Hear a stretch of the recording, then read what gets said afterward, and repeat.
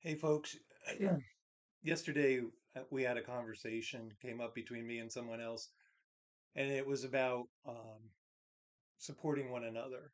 And a couple of weeks ago, I began to say things to people like, "How do I support you?" And it made me realize that we need to be proactive about that. We say to one another that, we love each other, we care about each other, and many of us do things behind the scenes. But in the fellowship and even outside the fellowship, it becomes more evident to me that people are just working through things.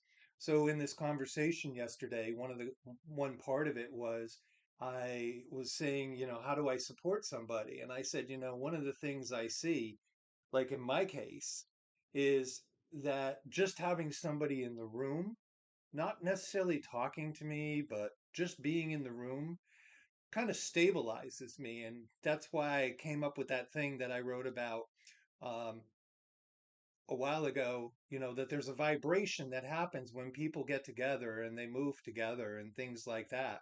And my friend who I was talking to, she said, that's one of the things that happens to me that, when I'm by myself, even and I want to be very clear, even if you're in a relationship, there's things that you're trying to do, and sometimes just knowing somebody's in the room is important.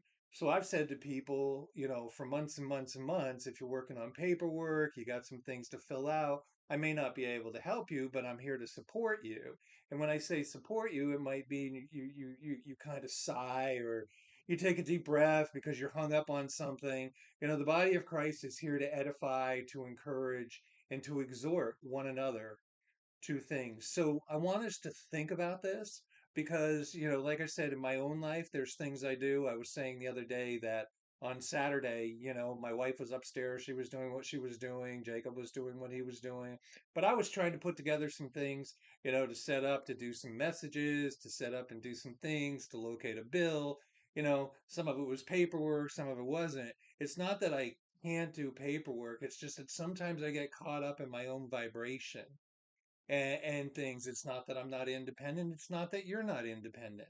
But there's something about coming together and doing things together, not necessarily, you can call me up and say, "Hey, I'm going to clean my house." And then if can fit it into my schedule, I might just come over and listen to the vacuum cleaner hum because there's something about it that changes the way we process. So, anyways, just encourage you to think about that and, just let me know your thoughts going forward. I think we're going to see more of that. And I should say that one of the things came down to part of that conversation was about doing missions overseas.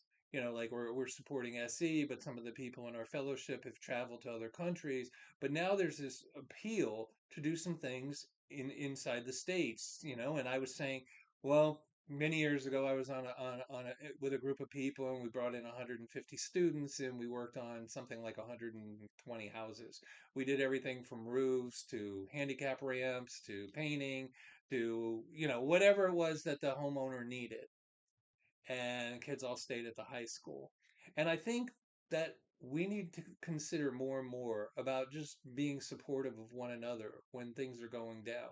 I mean, my wife would tell you she doesn't mind cleaning, but, I think supportive, knowing that she's supported in that, or maybe you're going to do a recipe for the first time and you just want somebody to listen and bounce things off of, and just know that there's something great out there that's happening. Anyways, God bless you.